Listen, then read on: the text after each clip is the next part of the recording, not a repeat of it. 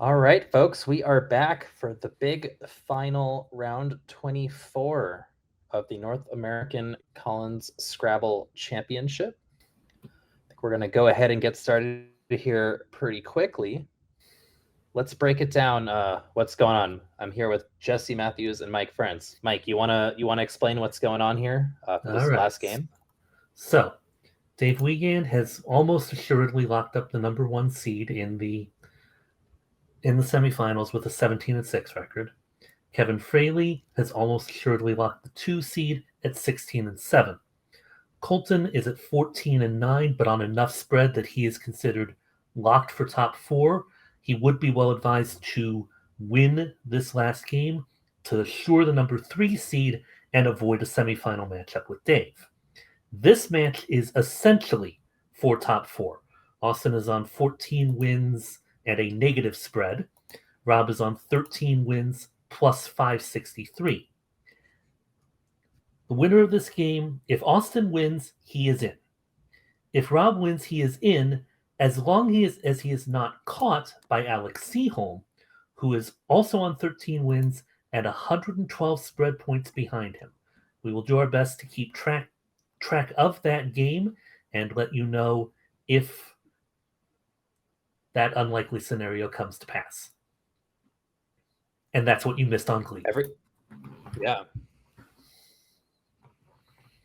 Hopefully, we'll get a couple updates on what's going on there. But thank you for the recap of where we're at, and let's get right into it. Austin's up first. He's got that very nice Z or a Z, as some of us call it.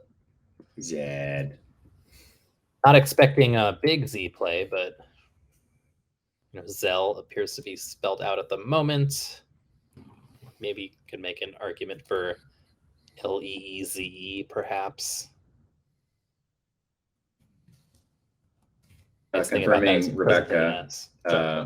Yes, 1, 4, and 2, 3 are the pairings for the final 4.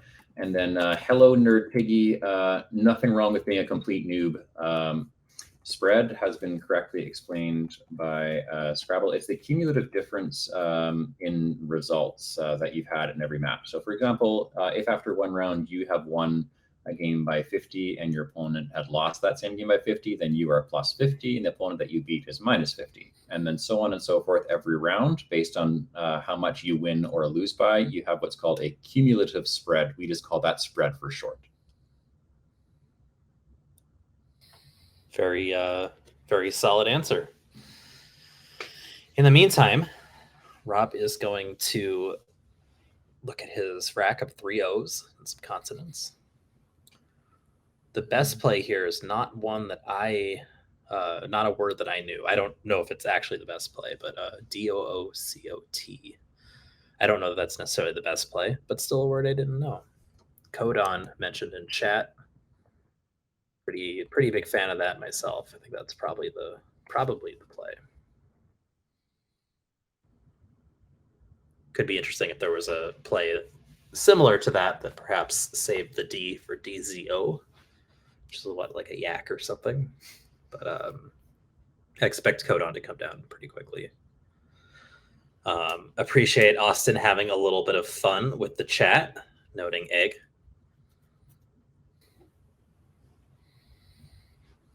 Does anybody in chat want to explain the context of egg in this context?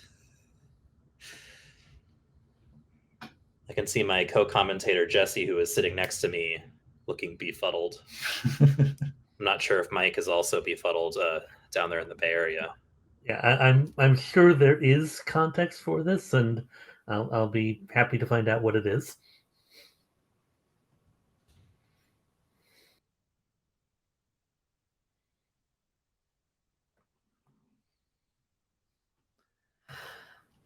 Meanwhile, Codon kind of commits this to being a somewhat defensive board shape, at least at the beginning here. Yeah. That does not particularly suit Austin's rack all that well. Oh, it definitely does not. Decidedly not. every once in a while when you make a play like Codon, you can kind of bait an exchange out of your opponent, which can be nice. What do you think, Jesse? Looks like Rob has a nice word of Bottie, B-O-T-T-I-E. B's in chat. In fact, he does get that exchange just a minute ago. Right, it was either exchange or something like perhaps cured or to read to the ED, which 21 points, leaving GGN and throwing open E's and R's for the opponent. You could argue it either way, I think.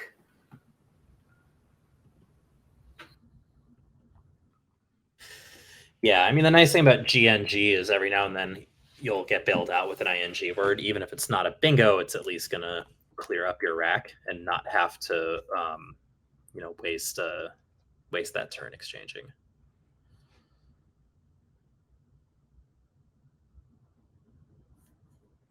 BOTTE seems, I don't know, like the only thing I even see here. Of course, that would end well for Austin. What Rob doesn't know is that with his 3 T's, exactly what Austin is looking for is a T or a B. Both Eurobond or unrooted.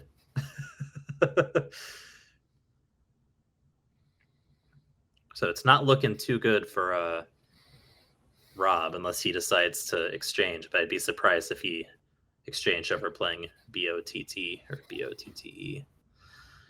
In his position, bot with the 2 T's is a perfectly reasonable play. Yes, he can't have that perfect knowledge. We expect, of course, the bingo will come back shortly.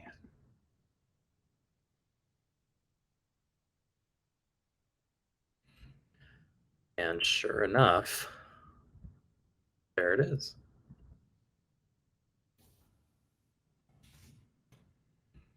Austin strikes first, albeit after an exchange. We'll see what Rob picks up to his EIT here. Looks like 2 more eyes. Yeah, almost good.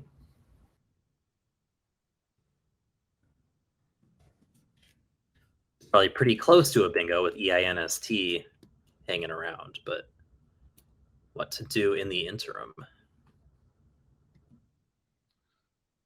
You'd like to keep that EINST together if you can.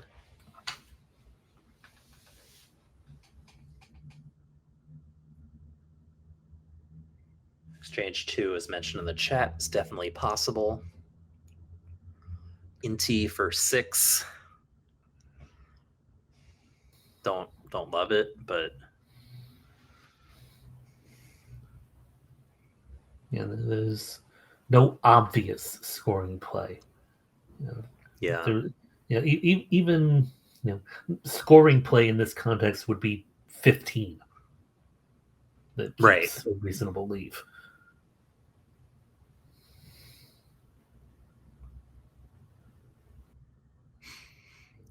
We're sitting here kind of quiet because there just ain't much to do. I don't know. You're kind of forced to use some time here because you don't want to rush this sort of play after a bingo, knowing how much is on the line. And then eventually you probably just be like, all right, I got to change 2. You could play INTI if you're feeling like super frisky. These are the kind of racks that I feel like are almost more dreadful, like when you have the ones that have a whole bunch of high counters in them, because you can't bingo just yet. You can't score much with them, and you're bleeding spread basically by doing really anything, whether you play or change. Yeah. These are the ones where I would agree you do want to spend more time, just because regardless, you're probably not going to score much, whatever it is that you do, be it exchange or play something. Exactly. And I know that for Austin, the scoring never stops, but this is what we're here for. Well, Del D points out that Sunny T fits on the right side. I admit that didn't think about blowing up the rack, but yeah, that's fair. I agree. You'd get what, 29 out of that? Yeah.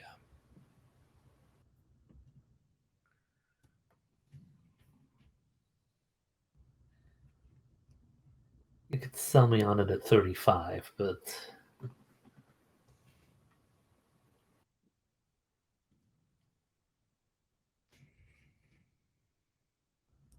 Well, what if he got a challenge? Then it'd be worth 34.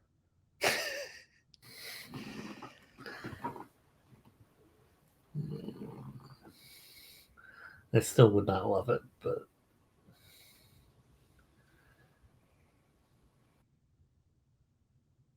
I don't love it. At the same time, don't want to spend too much more time on this rack. So I think at some point Rob's going to have to do something, whether it's exchange 2 or settled on so NT. he did go for NT. Yeah.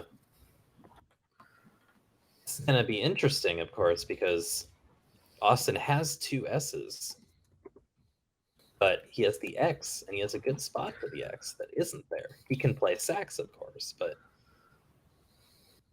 he's got a pretty good chance of, say, just playing the X and picking up a bingo of his own next turn. You do here if you're Austin.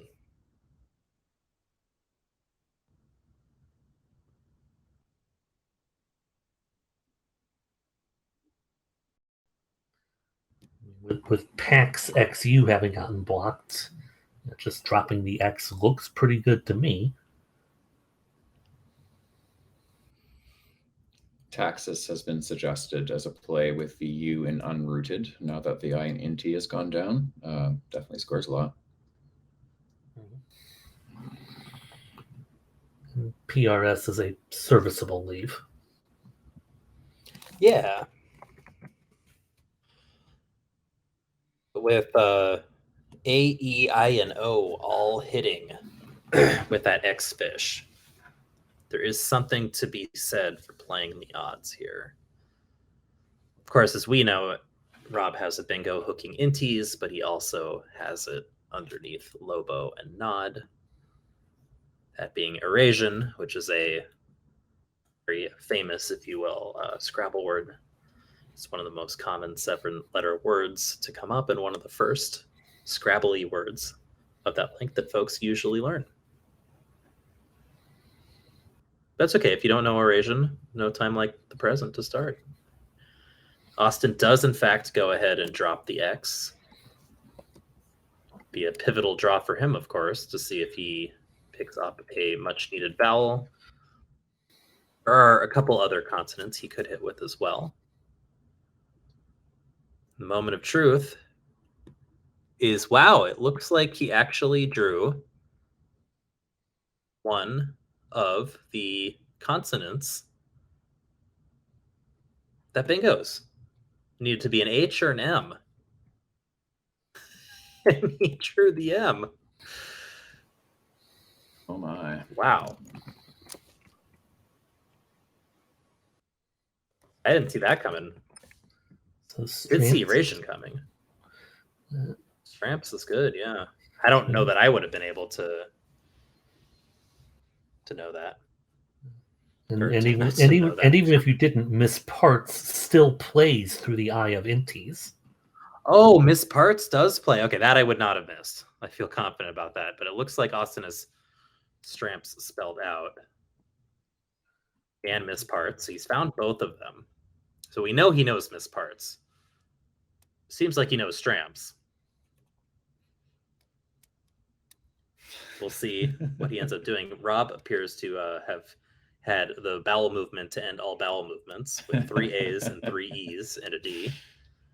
He almost had the same rack earlier, I think. Yeah, we're not at the casino. You do not want to draw a full house here. No. Then comes Miss Parts. Miss Parts it is. I'm a little surprised he didn't play Stramps, given how quickly he saw it. I mean, yeah, it opens the S, which isn't great, but there's ways to neutralize it quite easily in the future. and you leave that, I don't know, that kind of larger hook available. But just the same, miss parts, great play. And it's only a 4-point difference in score, so he may have decided the defensive nature was worth it. Mm-hmm.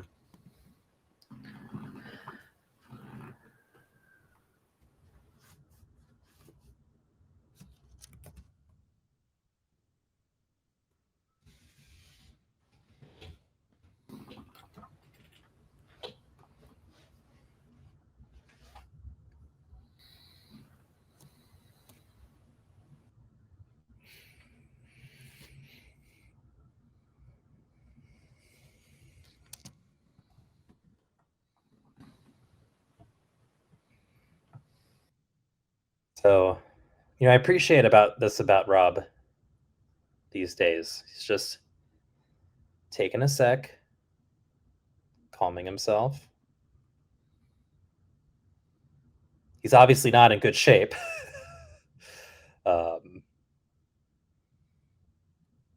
But he's not out of it yet. No reason to give up now. Just take your time. Throw away a full house of A's over E's. And try to draw something that improves on that.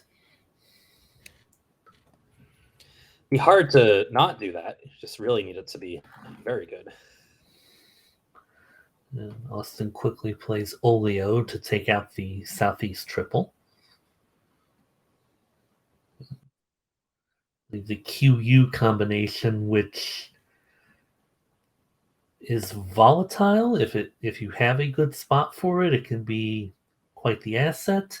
If the board doesn't accommodate it, it can be a pretty major liability that you have to essentially spend a turn clearing out and get back to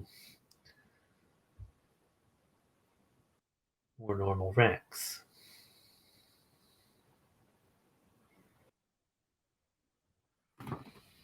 Well, it's looking like Rob's new rack is totally normal.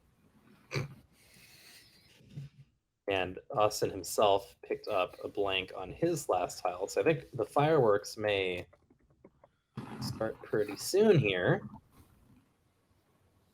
Fortunately, Rob is really going to need fireworks to go his side with his JKB on his rack. JKB sighting, of course, in the background. If anyone out there is listening in the chat who's also at the tournament, you see Alec in the background there. Maybe get an update on his score or Colton's score nearby. Although with Austin taking a big lead, it's not looking good for Alec. You were going to say, Mike? Something like Jive making DZO seems like a pretty obvious play.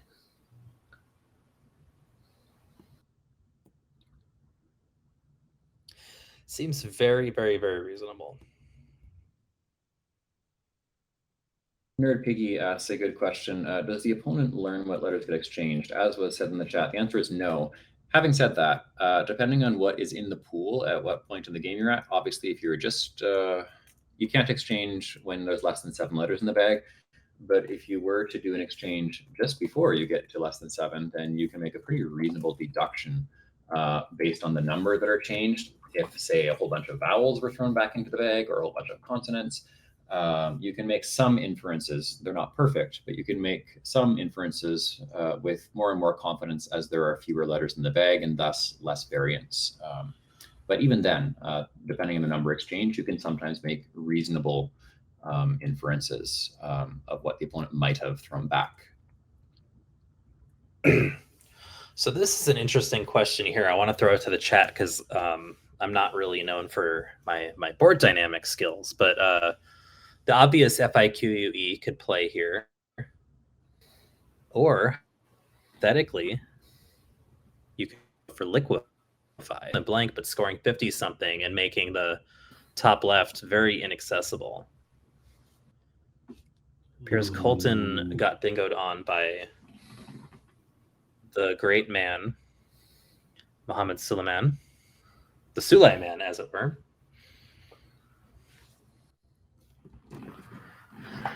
So it's looking like, unfortunately, with that loss, Colton is headed towards a game again, or a series against Dave Wiegand in the morning. So we'll see which one of them keeps the other one open later. Or open. Keeps the other one up later. Well, that's only true if also if Rob wins this game, then Colton would stay in the 3 seed even with a loss. Correct.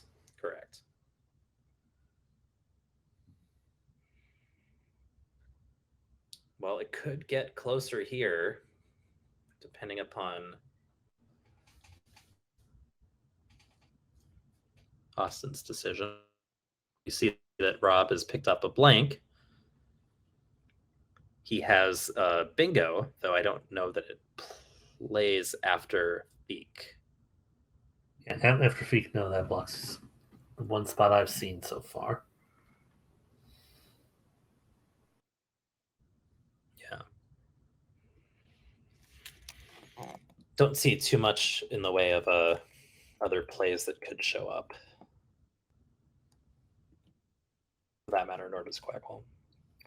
Yeah, Feek is pretty blocky. It just gets into some weird situations where you pick up a bunch of consonants maybe and are doinking around for too long. I believe Alec is playing Quinn James, I believe.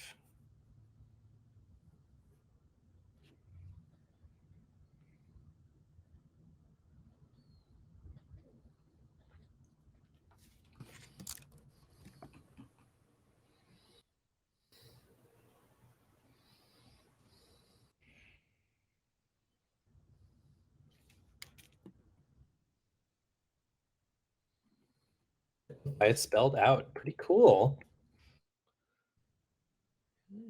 All right.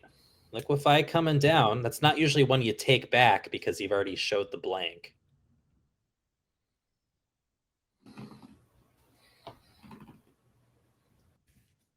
again, since, Austin has no need for spread.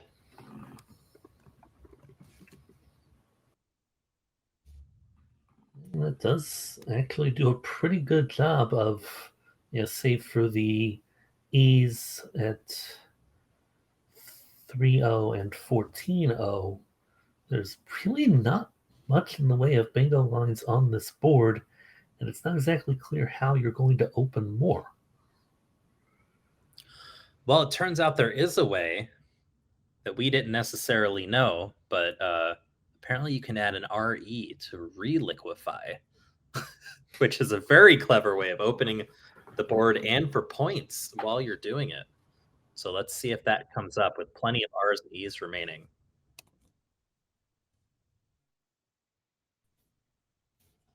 So once we get those 56 points added to the scoreboard, Austin will have a 110-point lead. And Rob will be staring at a bingo that does not play, which is not the situation you want to be in a must-win game. Yeah, not too many exciting really here anyway. Maybe AUK or something. Trying to set up your blank underneath, open the triple lanes. I don't know. Nothing really sticks out.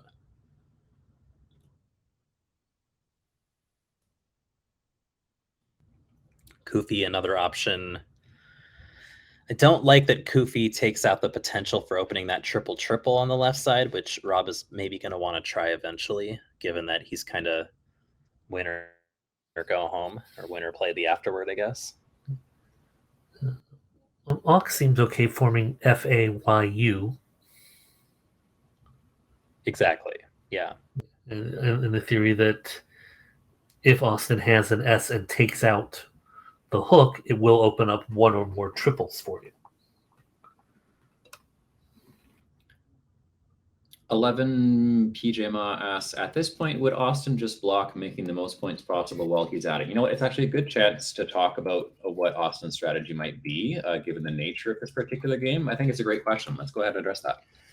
Yeah, I mean, I think this is an unusual one where spread's not going to matter for him. He literally just needs to either win the game and he gets to play tomorrow, or lose and Rob would get to play. So Austin's really just playing for the win. So from my perspective, like, block but score. Just don't give Rob a chance to get back into it. So I would probably, try to I'd sacrifice some points. I might sacrifice a tiny bit of defense to try to do something kind of down the middle. That would be my assessment here. But I also partially say this because the board is already kind of ugly, and it's going to be hard for Rob to make too many like multiple threats at once. Obviously, you have the Ian Olio and the Ian Erasian that can lead to opening the board eventually, but they only open one spot, which Austin could easily address. What do you think? Yeah, I'm right there with you. Like when I look at the board right now, because we talk about control and shaping the board, the thing with when you look at say XU, for example, when I look at that particular portion, the top right quadrant of the board, that is effectively dead as far as extending that to the left of XU. I mean, up from XI, you really just have words like taxi. There's not really many options, or Dixie, I guess, to extend up in that corner. So that's effectively dead. It's really just the E and Erasian, for example. The J, unless you play something highly unlikely like a Flage, you're not really extending up from that either. It's really up from the B in jibed or the E. So for the most part, really the only realistic things you have to play to as far as bingos would be the Ian Olio or the Ian Erasian. So if you're Austin, you just don't want to give more options in that sense. So it is really just about scoring reasonably and shaping the board.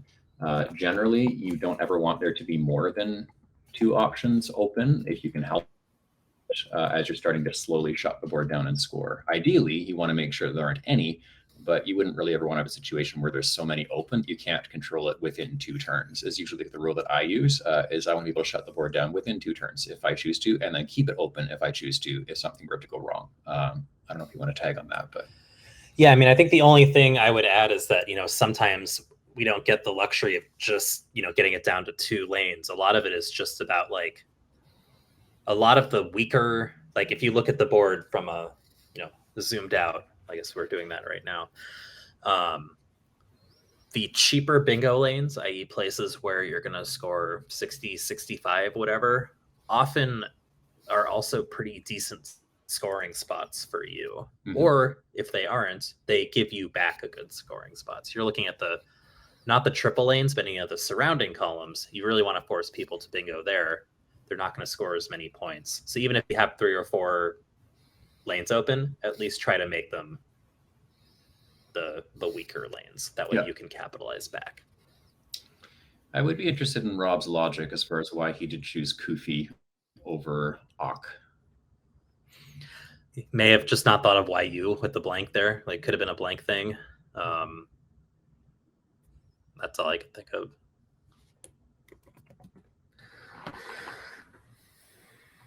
So yeah, if you're Austin, what to do? Yeah. There's stuff like law above jibed. He's playing wand.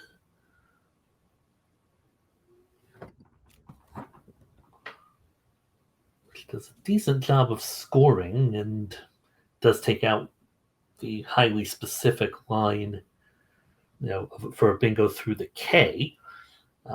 The issue is that it leaves both an S and a Y hook for Rob, and Rob does happen to have the Y, but it doesn't appear as though he's going to be able to do a whole lot with that. Yeah, I mean, he can kind of just, play AYE or something and give himself a big lane, but, obviously we know that's not going to end well. Pretty much would put him too far behind. From Rob's perspective, he won't really have to worry about the rest of the game, though. Something like lay above jibed, just to... Is it really worth saving the Y as one of the few hooks to that spot, or is it a clunky enough tile that doesn't offset it? I think it's the latter. I think it's clunky enough. If you can do something like LAY right now, scoring never stops. Scoring's good, and then to be fair, Yeah. he has the blank. So like if he wants to use it for either the letters that hook on Mon, then he's fine. Yeah. Might be worth considering for a little longer if you don't. But in this case, I would totally unload it and give yourself the option of making that say a Y if you wanted to. Yeah. He agrees Pointed with out that. in the chat that, noting in the chat has been pointed out that Mond actually sets up EWK. So worst case, Austin is setting himself up for basically a 40-point play. Mm. That is clever, and perhaps not something we immediately noticed on the stream. Also worth noting, though, that Austin now has reliquify. Should he know it? Should he be sure of it? We could all very easily define the word, of course, but Rob may have just drawn himself a path back into this game, as he has Hetere in either of the that's two perfect spots on the right side of the board. I love playing it in the top right because it doesn't open a lot. I mean, it opens bingo lanes, doesn't open much in the way of scoring. That H is not in a very convenient spot for scoring a lot through it. And again, even if you play through it into the triple, you've opened up the top as well. So all things considered, Rob's still going to be a long shot, but at least he gets to have, a few more interesting turns, play it out, etc.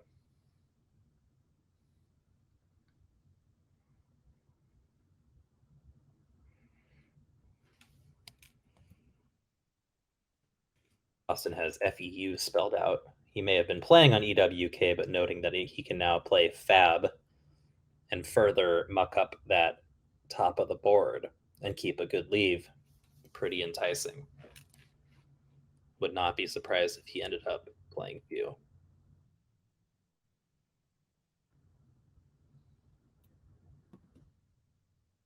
Not really seeing any path to victory for Rob at this point, but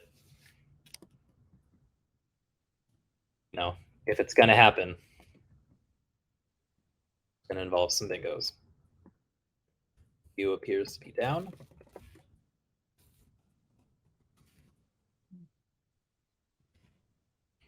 I expect Rob to find his bingo pretty easily. Would you consider playing down below at this point? Let's double check how bad the score difference is here. Get a chance. Appears to be 352 to 223. And as is pointed out in the chat, anti-air is on Austin's rack. Well, it's probably a good thing that he played it where he did, yeah? Yeah, because it would play underneath.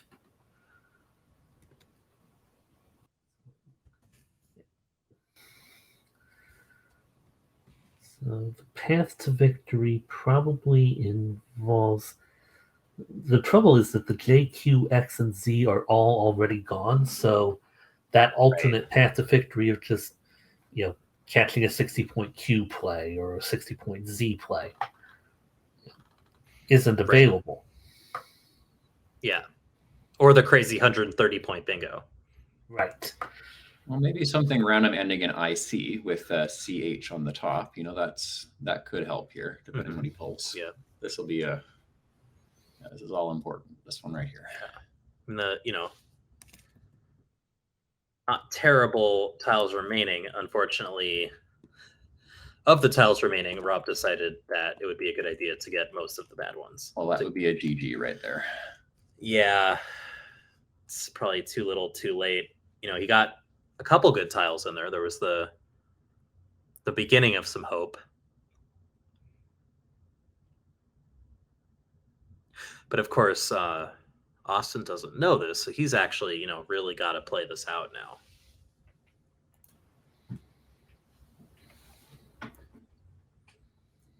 Lindsay is appropriately putting some happy Austin smiley face icons in the chat. Austin, a frequent Scrabble streamer himself. I check out some of his games every now and then. Please give him a follow. Maybe go watch him. Maybe a subscription as well.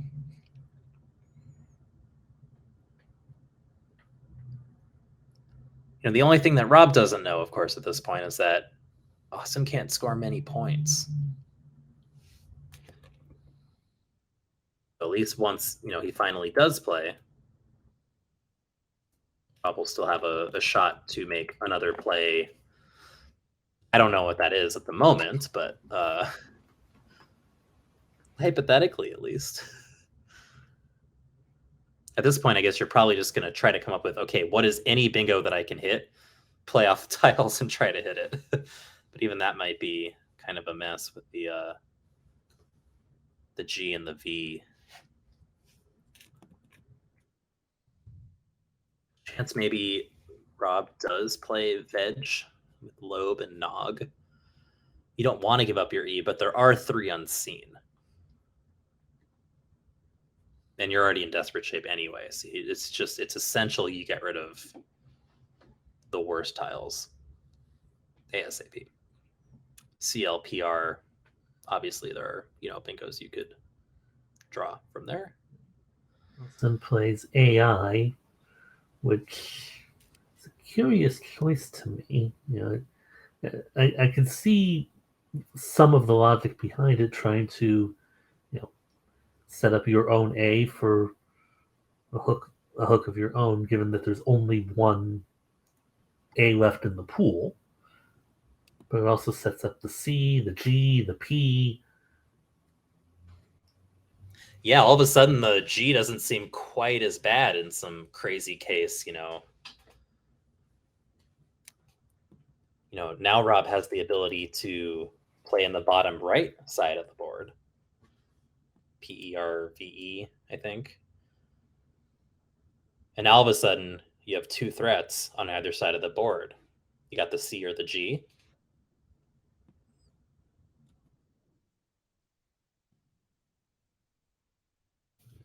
Appears to be where Rob is going.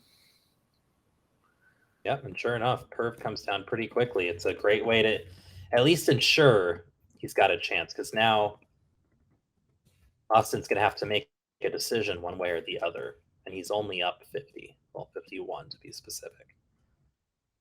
So yet again, Rob's kind of fighting to stay alive. He's got to draw something of a miracle here. But those miracles do exist. An E coming out first. Ooh, a W. That's not good. That is an emergency Welsh draw. Ugh. That is unfortunately not the draw that Rob was looking for.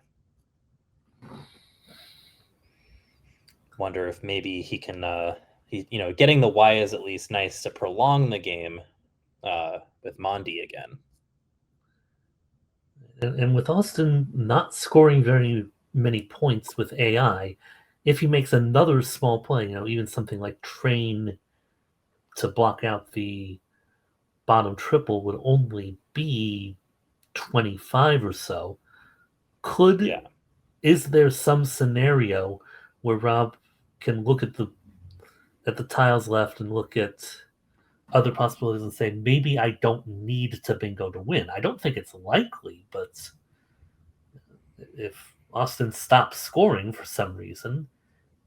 Well, we know that'll never happen. And like I said, train score. If he went for a pure block, then probably not. But this is a scoring block that, pretty much puts that out of reach. Yeah. I mean, from my perspective, it seems like Rob now has to come up with a word that puts the Y in the 3rd position or something, such that he has 2 spots. Yes, I'm waiting on me to update the. Can he still draw? Could he still draw glycine after playing uke? Let's find out. Yeah.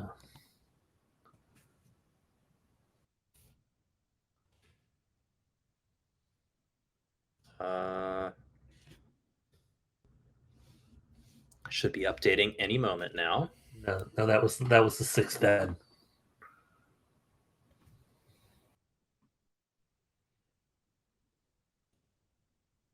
Well, I mean, like from his perspective. Oh, that was the last one. Is it even possible Oh from no his no point of no! It view? looks like there is still one left. So like yeah, no, you there's could- only 5 on the board. So yeah, EWK might be the play here to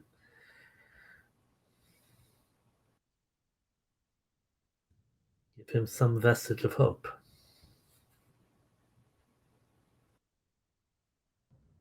Scrabble Glycine would play under Mond in a perfect world when being picked. So Uke would actually hypothetically give a chance for that. Although we now know based on the pool that can't happen. But I Well, think it can happen if he just plays off the W. Yeah, but he has to play it, I think. Yeah, but unfortunately, only consonants in the bag. So actually, unseen to Rob, playing Uke actually does give him some, not guaranteed wins, but at least gives Austin the chance to mess up, of course, as we know.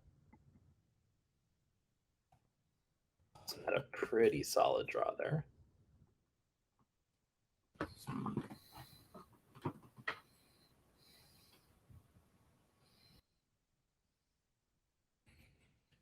So at this point, I think that Rob knows. He didn't even draw the N as it turned out.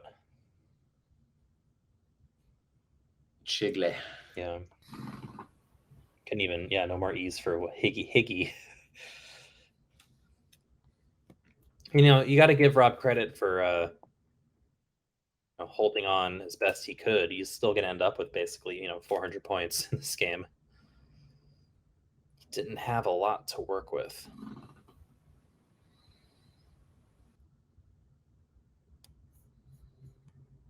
Does he have? Are there any unseen bingos to him? I'm not seeing anything.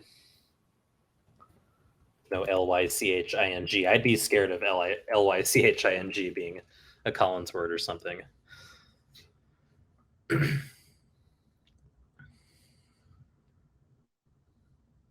Evans Glinchy. Nice. Evans Glitchy. Speaking of Evans Glitchy, did we get a final score or anything? Did Colton manage to come back? No, he did not. Mohammed Suleiman, or No. he did? All right. So Colton's going to have to take on the Good Doctor tomorrow. It looks like if Austin holds on here, Austin would be playing Kevin Fraley.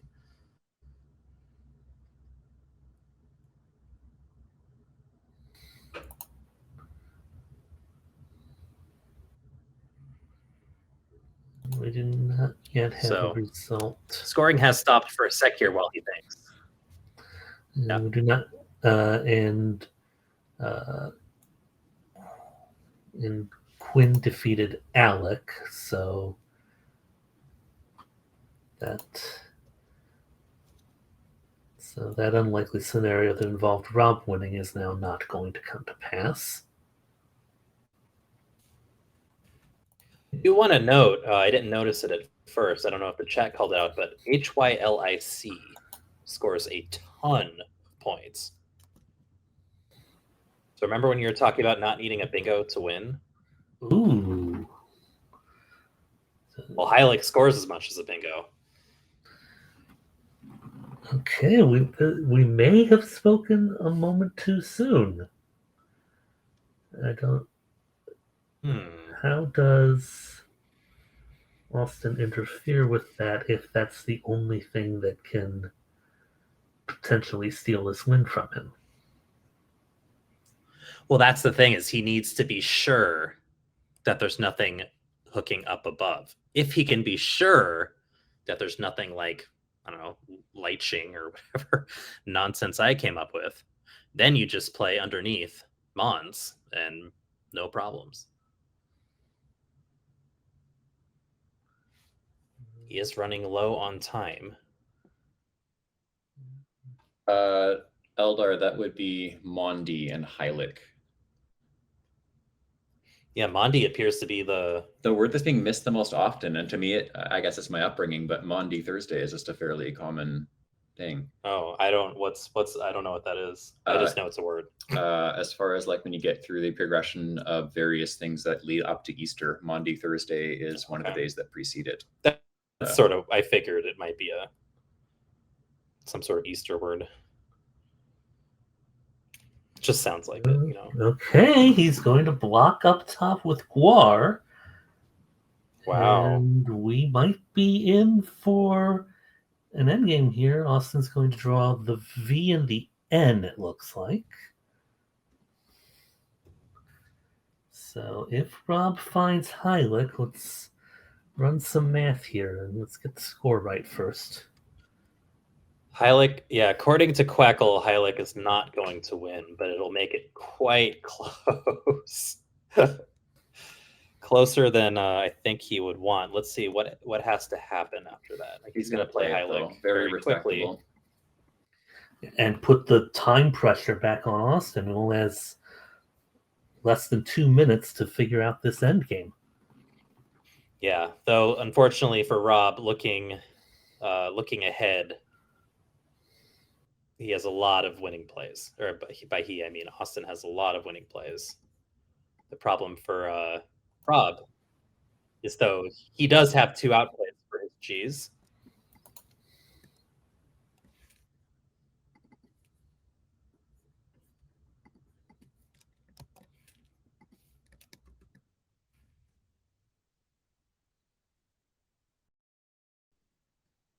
It's 408, 402. Austin just barely ahead. But pretty much as long as he makes a valid play, a play that scores some points, he's still good. You know, that's got scary for a hot second, but you know, Nevi, of course, standing out as an obvious one, but I think he's looking at VIES perhaps underneath Lob and NOS, blocks Nog. I think he knows he's still safe, but he's still writing stuff down and advises down, so. Returning to Lindsay's comment earlier is Eldar, good game, you lose. Yeah. So I assume, yep, Rob is kind of shaking his head. He knows he gave it his all. And he knows that unfortunately in this case wasn't enough. This happened to me actually when I played against Rob in the finals of the Crescent City Cup this year, which is run by Austin and his family.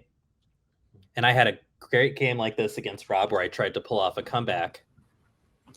No, it wasn't against Rob. Sorry, it was against Will Anderson. This where Will pulled off a crazy comeback against me after I missed a play, and my last tiles were GGS. Okay, so it looks like they are going through a quick recount here, which is understandable. That's fair when you're playing for a playoff spot.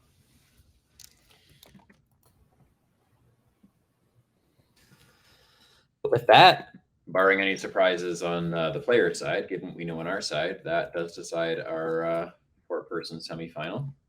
Yeah, and I just heard from Colton. He said he got stomped, and that means he thinks he has to play Dave all morning tomorrow. So before we let you all go for the night, and before we go out and have some delicious food, libations and food and stuff and other more words, announce pairings. The winner of the main event before we go into the finals. Dave Wiegand wins his last 2, 18 and 6. He will play 4th place of Austin.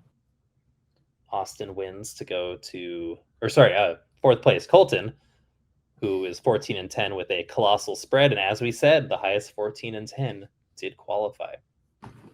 Kevin Fraley, 2nd place, 16 and 8, will play Austin, who kind of fought back what hadn't really made too many appearances near the top. And those two are going to play. And again, tomorrow morning at 9, you'll see a best of 3. The winner of each best of 3 will go on to play in the finals tomorrow afternoon. And for those of you who want to know about Division 2, Kevin Schutz will be playing against Vera Bigal. Vera coming all the way from Toronto for this event. And Lindsay Shin of same Shin as Austin, if you will, who's been in the chat. Congrats to her. Will be playing Io from, I think, New York area. And same thing, the winners will meet in the finals. Cool thing about Division 2, nobody from Washington. And to be honest, no one from within 2 states of Washington. People from all over the country, Arizona, Louisiana, New York, and Ontario. Any final thoughts from you two before we wrap it up? I mean, kudos to Austin for putting on a good display in this game, and he's going to qualify for the finals with a negative spread. Wow, that's which is hard to do. Yeah. It's kind of a fun contrast, when you look at Colton with his massive spread, and then Austin with not so much of a spread. And yet, with that nice little run at the end for Austin, he literally is ahead of Colton by 1 spot in the standings. Yeah. So you just never know. Spread or no spread. I think Austin was actually pretty far down the page for a while. Yeah, I didn't see him here. Yeah, I didn't see him as really being a threat at any point, which was a surprise because he almost always is. But Lindsay would know better than us in the chat, but I think Austin was right around the middle, or I don't want to say below the middle, but he was definitely around the middle when I arrived here yesterday. Yeah. Well, I see Lila in the chat as well. Hope you're doing well. Yes, Lila. Hello. All right, so yeah, it's looking like we're about done here. It looks like Axer Typo just went live, so maybe I'm not actually controlling the stream, so maybe we can do y'all should go raid his stream. Yeah, a little raid on Josh might be nice. But beyond that, that's it for us. We will see you tomorrow. Be here 9 a.m. Eastern time. I think I'll be watching tomorrow, depending on how things go. Yeah.